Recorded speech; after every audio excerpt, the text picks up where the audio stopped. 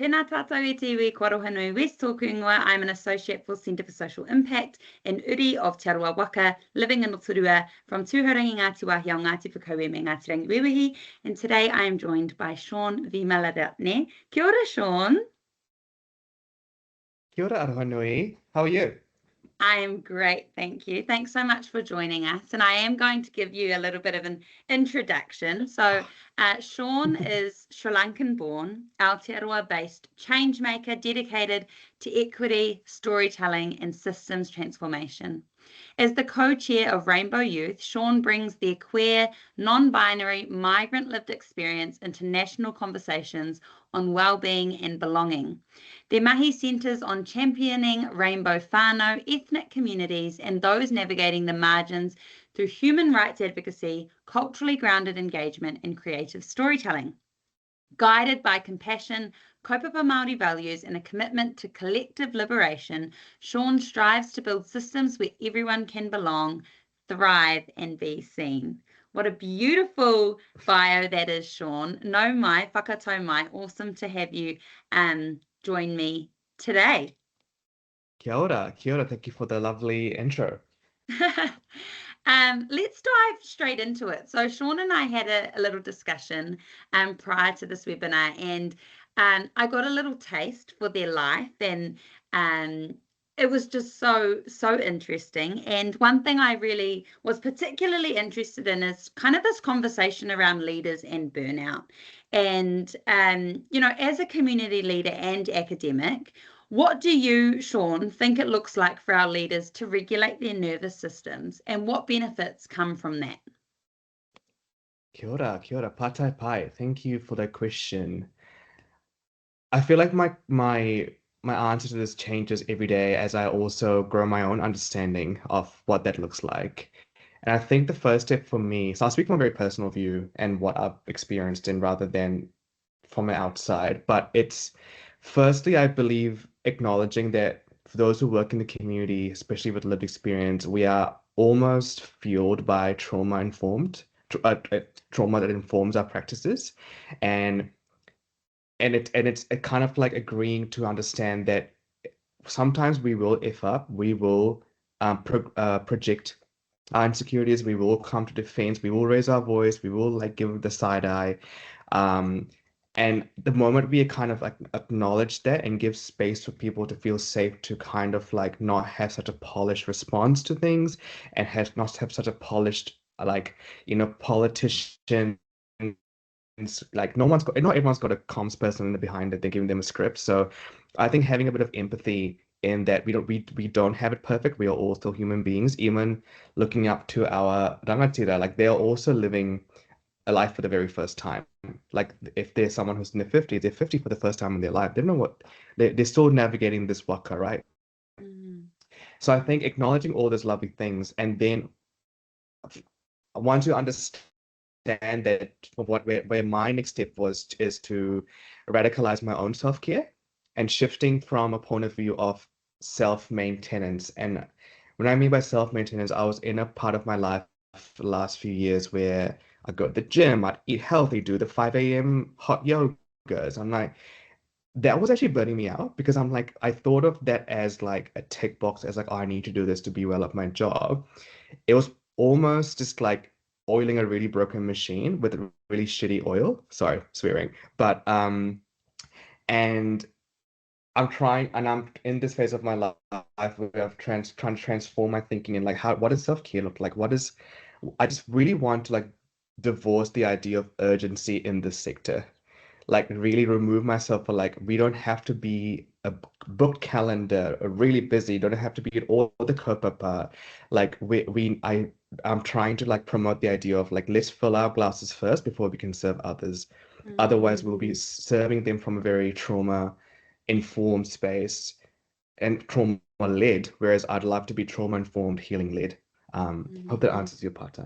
Yeah, it really does. And I made some notes That's a quote that you actually mentioned when we first spoke, and it's one that really stuck with me. I'm going to divorce the idea of urgency. I wrote it down because I really love that quote. And I think that's something that a lot of our leaders and just people who are experiencing burnout and really in the thick of it right now, we come back from a few weeks off over Christmas, and we're right back into it, and it's like suddenly it picks up again. We're still probably feeling that summer pull to be outside and be with our whānau, but we're back into the thick of it. So just reminding ourselves that sometimes it's not always urgent, and it's important to slow down. And I also love your kōrero around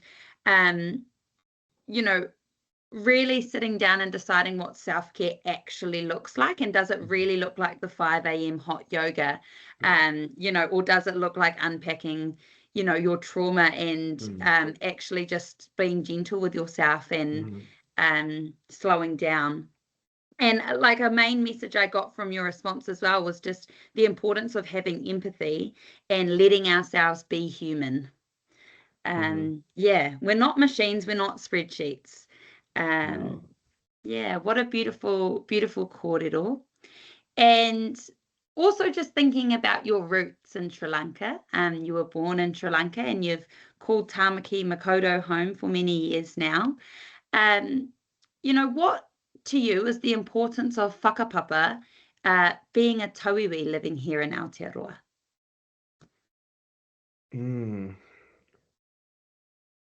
So I lived in Sri Lanka till I was 11 years old. And for context of that is even when I was in Sri Lanka, I lived a very colonially influenced life. And context again for that is that I am of an ethnicity called Burgher, which is Bugher, and Sinhalese, which is my last name.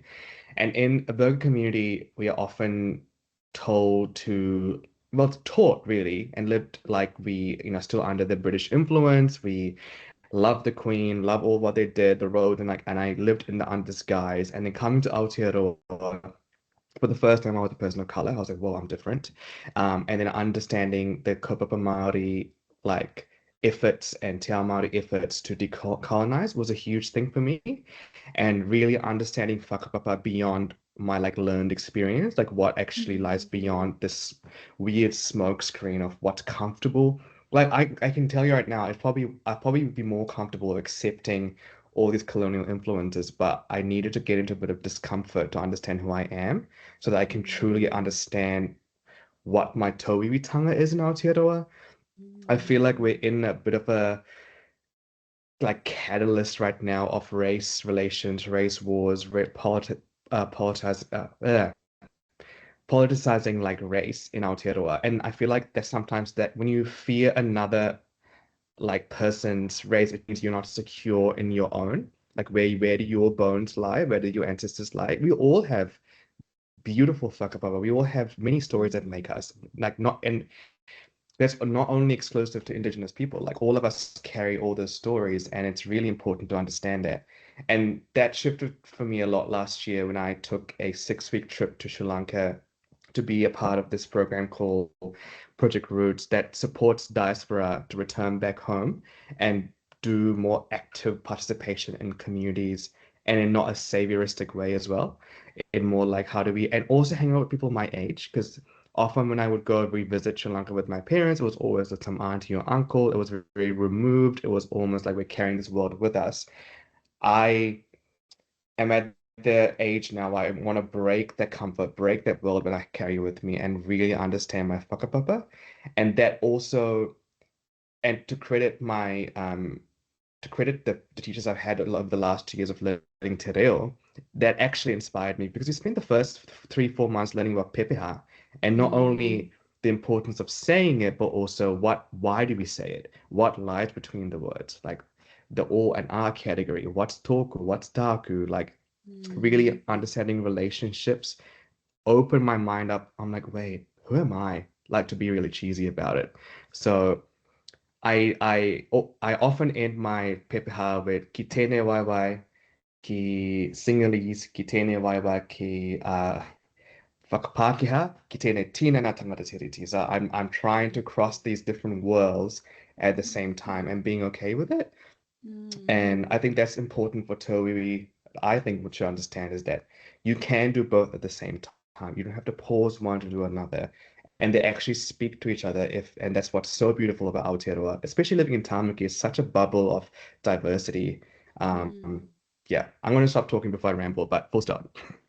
No, that was beautiful.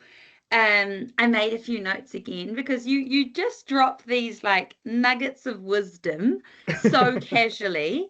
And so some of my notes, just reflecting on your answer, was that it's okay and almost, encouraged to explore discomfort, and understand the root of that discomfort. And I think if a lot of us, instead of kind of,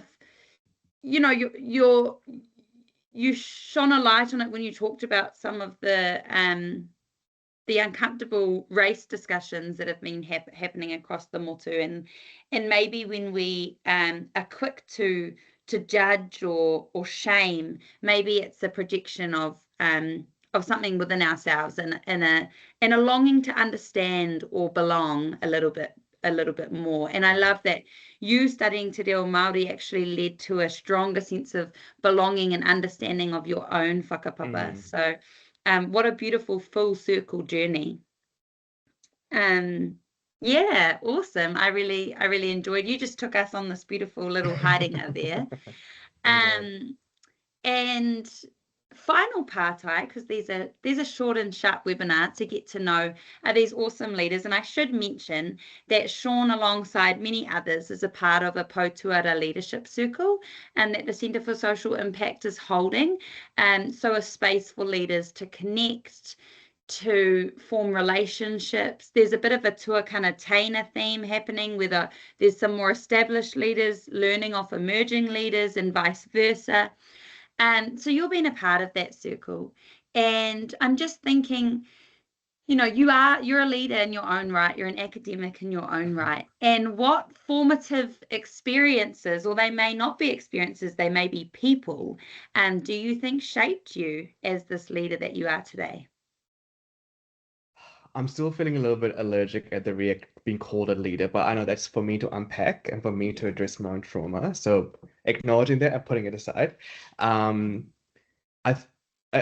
got asked a very similar question a few years ago, and I couldn't really pick.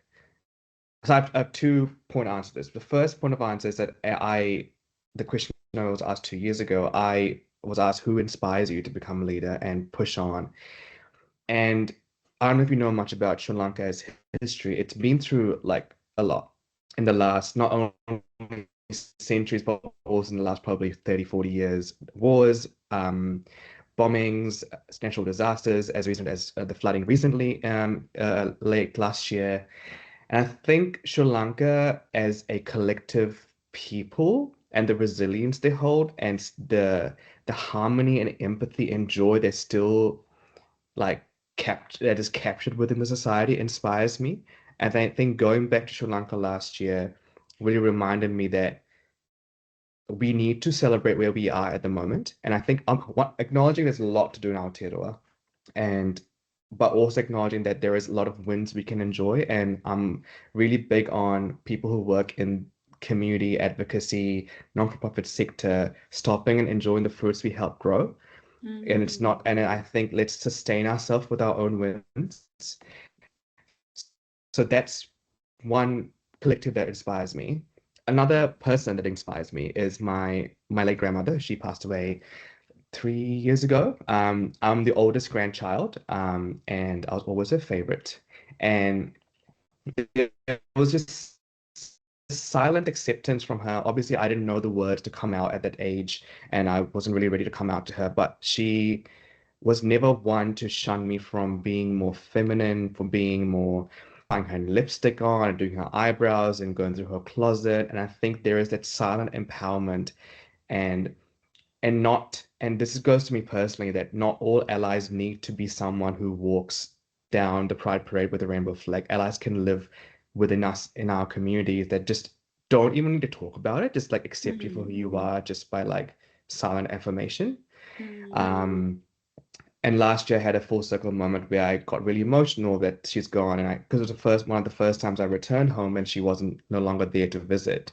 Um, and her whare is currently going to be knocked down, and to commemorate that, I actually got her kitchen tattooed on my arms, on Beautiful. both hands, because that's probably where I learned a lot of my cooking skills at the moment, and that's how I keep some of my whakapapa alive, is through cooking and smells and aromas. All the spices being thrown around. It's just like this moment I give myself even after a really busy day to switch off. Yeah, so those are the two, probably the prominent experiences I've had in my life that has inspired me to be who I am. And my grandma was also like a really strong woman. Like, I think at one point she was like 6 foot tall, but she shrunk over the years from arthritis, but she was a really powerful wahine that Mhm. really gave no beeps. Gave no beeps. Gave no beeps. Um, Beautiful. I love that. How important are our matriarchs of our whānau? Literally. Yeah.